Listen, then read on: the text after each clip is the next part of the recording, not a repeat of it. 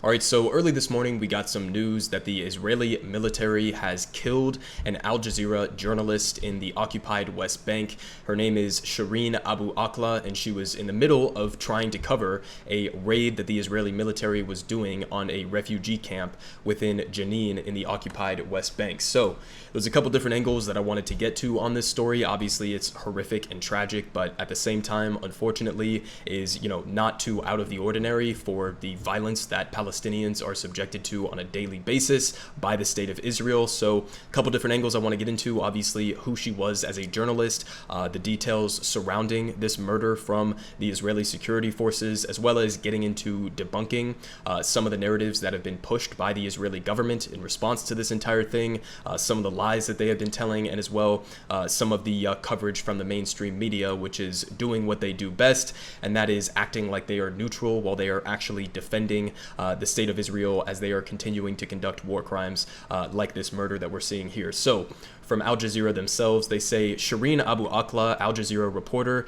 killed by Israeli gunfire. Israeli forces shot Abu Akleh in the head while she was on assignment in Jenin in the occupied West Bank. So a little bit of details here. They say Israeli forces have shot dead Al Jazeera's journalist Shireen Abu Akleh in the occupied West Bank, according to the Palestinian Health Ministry. And she was a longtime TV correspondent for Al Jazeera Arabic and was killed on Wednesday while covering Israeli army raids in the city of Jenin in the northern occupied West Bank. And they say Abu Akleh was wearing a press vest and was standing with other journalists when she was killed. And I saw the video surrounding this entire incident. Obviously, I can't show you guys that, but yeah, they were clearly identifiable as journalists. They were wearing the flak jackets and the helmet, both labeled with press. And also, according to the eyewitness testimony of the other journalists who were involved and saw all of this unfold, there were no Palestinian militants that were even within the area, which is going to be important as we tie back to some of the narratives that have been pushed by the state of Israel in this story as it's breaking right now. But they continue here saying another Al Jazeera journalist, Ali Al-Samoudi, was also wounded by a bullet in the back at the scene, and he is now fortunately in stable conditions. A little bit more details here. They say that Al-Samoudi and other journalists at the scene said that there were no Palestinian fighters present when the journalists were shot, directly disputing an Israeli statement referencing the possibility that it was Palestinian fire. And he says, quote, "We were going to film the Israeli army operation and suddenly they shot us without asking us to leave or to stop filming." And they say the first bullet hit me and the second bullet hit Shireen. There was no Palestinian military resistance at all at the scene. And Shatha Hanaisha, a local journalist who was standing next to Abu Akleh when she was shot, also told Al Jazeera that there had been no confrontations between Palestinian fighters and the Israeli army. She said the group of journalists had been directly targeted. And she said, quote, "We were 4 journalists. We were all wearing vests, all wearing helmets," she said, "and the Israeli occupation army did not stop firing even after she had collapsed. I couldn't even extend my arm to pull her because of the shots that were being fired, and the army was adamant on shooting to kill." And a little bit more details on who she was. They say Abu Akleh was a dual Palestinian American national, was one of Al Jazeera's first field correspondents joining the network in 1997, and Palestinian MP Khalida Jarrar said Abu Akleh was the voice of Palestinians and was killed by the monstrosity of Israeli colonialism and occupation. And they say Shireen was our voice. It is unbelievable. It is a crime. It is all clear, intentional, and direct targeting. She was targeted. It's clear. And I think that that's pretty obvious once you get to the actual evidence surrounding this. There's absolutely no way, in my opinion at least, that these fighters, this Israeli sniper that ended up killing her and shooting this other man, there's basically no way, according to the evidence, according to what was happening at the ground at the time, that they wouldn't have known that these were journalists, and that maybe even they wouldn't have known specifically who these journalists were, who have been prominent veteran reporters in covering the crimes that are regularly committed by Israel. But they continue here saying all the witnesses present at the scene of the crime ensures that it was an Israeli sniper that committed the crime in a deliberate way.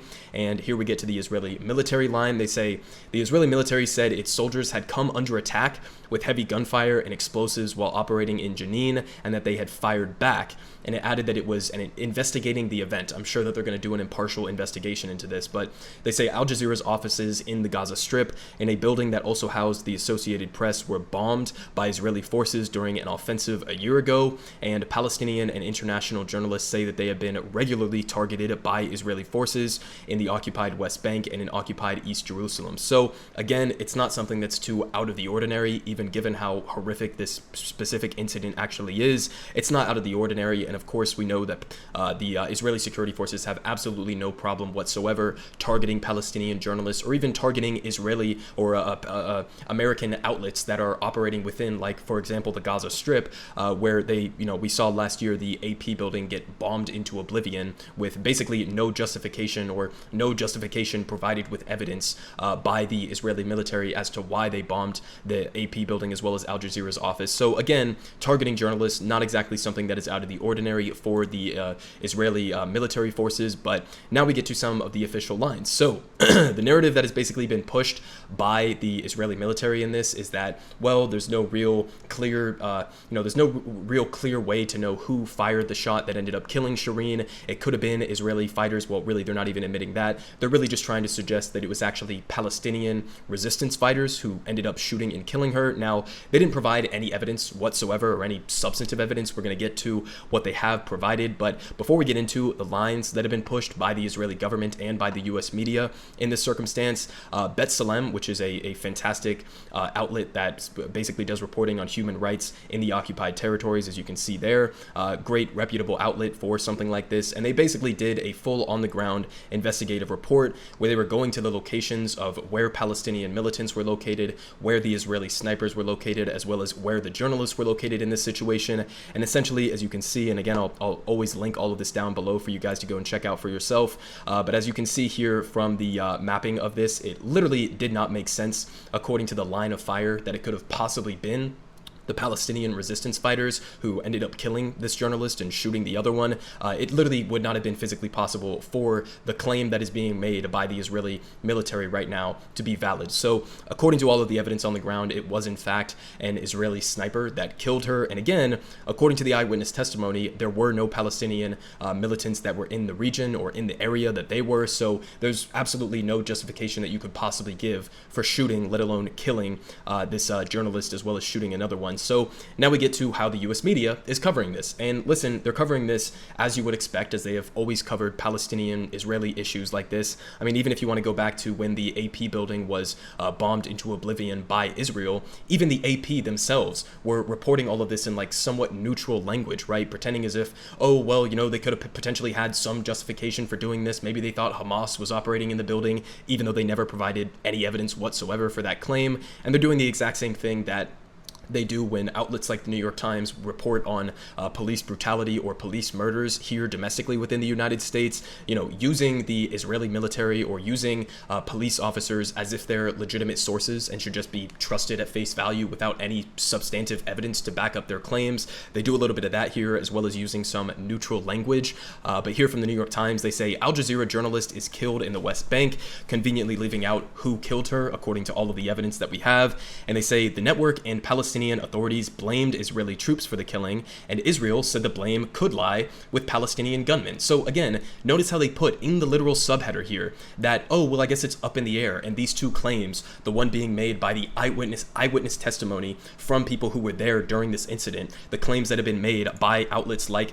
B'Tselem, proving definitively that it wouldn't even physically be possible for it to be anybody other than the Israeli military who ended up shooting her. They still present this as if these are two equal claims. Oh, well, the Palestinians are saying one thing and the Israelis are saying another thing, so I guess there's just no way to really know what happened here. No, that's completely disingenuous and it's complete bullshit, and it's really just a pathetic excuse for journalism, but this is how they framed it. Now, I wanted to show you exactly what the actual claims here from the Israeli military are, so you can know how bullshit they really are here. So they say the Israeli military said in a statement that its forces had been in Jenin to arrest suspects and it came under fire first, and they say, quote, massive fire was shot toward Israeli security forces by tens of armed Palestinian gunmen, the military said, adding that they also hurled explosive devices towards the soldiers, endangering their lives, and the soldiers responded with fire toward the sources of the fire and the explosion devices. Hits were identified. So yeah, there were clashes, as they like to call them here, between Israeli security forces and Palestinian resistance fighters, but those were not the Palestinian resistance fighters, or those resistance fighters were not located in the same spot as the journalists. So even if you were fired upon, it wasn't by these journalists. That's completely disingenuous to conflate these two things as if they're directly connected. But they say in a separate statement, the Israeli Prime Minister, Naftali Bennett, said that Israeli security forces had returned fire as accurately and carefully and responsibly as possible. I'm sure that they did. and that there is a significant possibility that the journalist was shot by the armed Palestinians. Now, again, this is not backed up by any evidence whatsoever, but here's what they're trying to claim. They say Mr. Bennett's office circulated a video, first broadcast by Al Jazeera on Wednesday morning, that showed Palestinian gunmen in a different part of Jenin, firing down an alley, and a voice saying in Arabic, they've hit a soldier, he's lying on the ground. So basically what they're trying to say is, you had Palestinian resistance fighters who were generally located within Jenin. They weren't near the actual journalists in question here, but they were generally within the region. And those fighters claimed that they had hit an Israeli soldier. Now, the Israelis are saying, no, they didn't hit a soldier. So maybe the person that they thought that they had hit had actually been the journalist. Now, again, we've already seen, according to the breakdowns and the evidence on the ground, that that is not the case. And it's much more likely that, these fighters either didn't actually kill somebody or they thought they shot somebody and they didn't. But there's no evidence whatsoever that this firing of whoever they thought they hit in this instance was the journalist Shireen Abu Aklar, but there's no evidence whatsoever for that claim. But they continue saying, since no Israeli soldiers were reported killed on Wednesday, Mr. Bennett's office said that the video suggests that Palestinian terrorists were the ones who shot the journalists. And they say, however, an Israeli rights group, B'Tselem, as we just saw there in that tweet thread, released a map of the location where Mrs. Abu Akla was killed, which it said was several hundred yards from where the video circulated by the Prime Minister's office had been filmed. So not even close to the location that we're talking about here. And they say Mr. Samudi, who was also there, said that there were no clashes taking place where he and Mrs.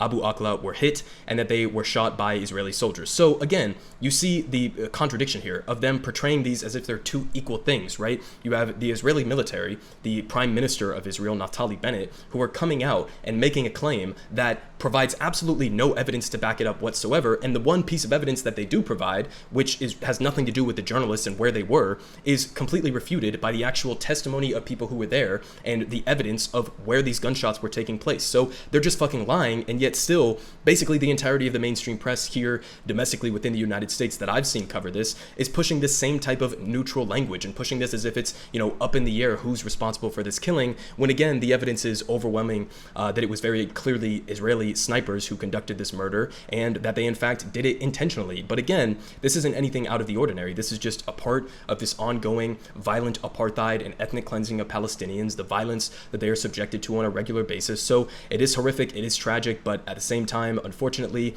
this is what's going to continue happening if there is no accountability. If the US media isn't willing to come out and describe these events as accurately as they possibly can, or really just being completely disingenuous, again, in a similar way to how they cover police here in the United States, where, they'll use this neutral rhetoric and use the passive voice and, pretend as if the two sides are equally valid, even though all of the evidence is indicating that one party is responsible, in this case, the party being Israel. So completely irresponsible from the media, but no accountability is going to come from this if you have a United States that is dumping $3.8 or more billion into Israel completely unquestionably as they continue their apartheid, as they continue to raid these refugee settlements, as they continue to illegally expand into the West Bank. All of these things, there's never going to be any accountability unless we force the US government to apply pressure and, maybe condition aid to Israel on them not being an apartheid state, on them, not willfully executing journalists in the way that they've clearly done here. So, unfortunately, again, probably not going to be any accountability from this, but that's why it's more important than ever that you talk about this, that you cover this, that you make it very clear exactly what's happening on the ground, so that at least